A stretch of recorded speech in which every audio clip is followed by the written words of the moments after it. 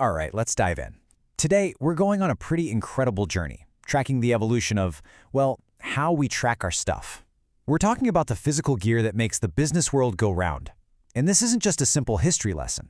We're going from a world of just knowing where something is to a future where our assets can actually start to think for themselves.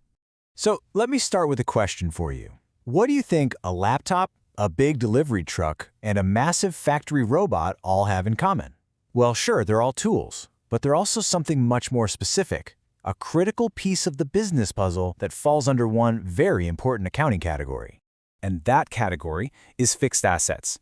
These are the big-ticket items, the foundational pieces of a business that are built to last. They're not just things you use up and throw away, they're long-term investments. They're the real workhorses of a company. And just how important are we talking? Well, in industries that rely heavily on equipment, fixed assets can make up a whopping 40% of a company's total investment. Think about that. Nearly half of all the money is tied up in physical stuff, which makes keeping track of it all absolutely essential. But what happens when that tracking system breaks down? Well, you get something a little spooky. Ghost assets. And this is a huge problem. We're talking about equipment that the company's financial books say you have, but in the real world, they're just gone. Lost, stolen, broken beyond repair. The worst part, you're still paying taxes and insurance on them. You're paying for ghosts. So how do you stop these ghosts from haunting your balance sheets? You have to track an asset's entire journey, its whole life. It starts with planning and buying it, then using it and maintaining it, and finally, getting rid of it properly. If you drop the ball at any of these stages, poof, that's how a ghost asset is born. For a really long time, the best solution we had was actually pretty simple. This is when we entered the age of the barcode. It was the first real, scalable way to give every single asset its own unique identity. I mean, before this, can you just picture it? People walking around with actual clipboards and stacks of paper, manually checking things off a list? It was so slow, so tedious, and just begging for human error. The humble barcode, as simple as it seems today, was an absolute revolution. But of course, technology didn't stop there. Barcodes were cheap, yeah, but you had to be right there, line of sight, to scan them. Then came RFID, which was a total game changer. Suddenly, you could scan a whole pallet of items at once without seeing a single tag. GPS, well, that let us track our trucks and ships anywhere on the planet in real time. And then came IoT sensors, which took it to a whole new level. They don't just tell you where an asset is, they tell you how it's doing, its temperature, its vibration, its health.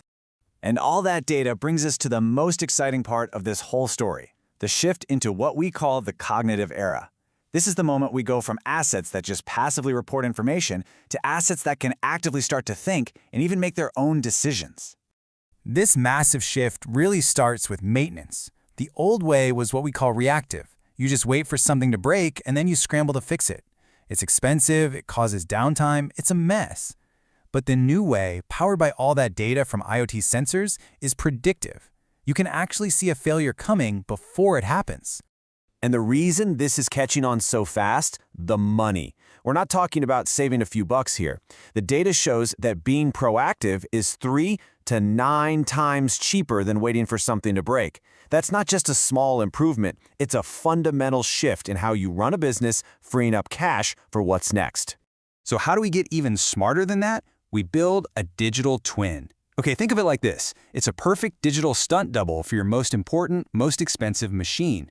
You can push it to its limits, run wild simulations, and test crazy scenarios on the digital copy, all without ever putting the real multi-million-dollar asset in any danger.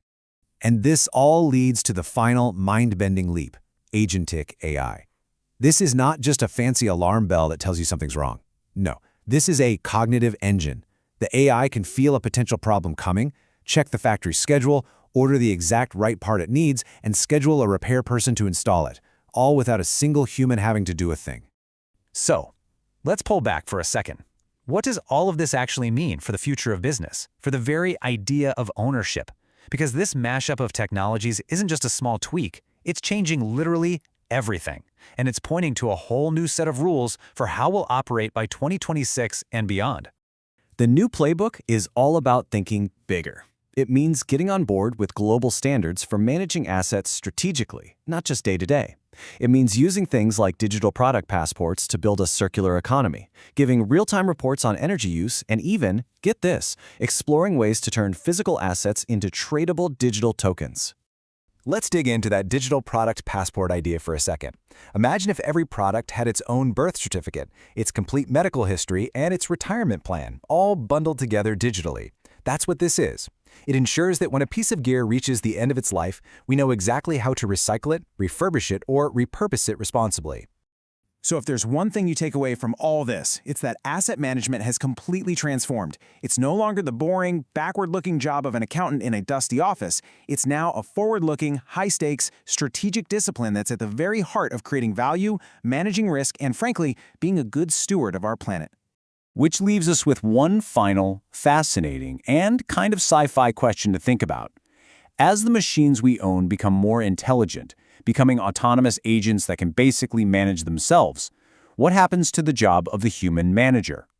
What does it even mean to be in charge when the things you're in charge of can think for themselves?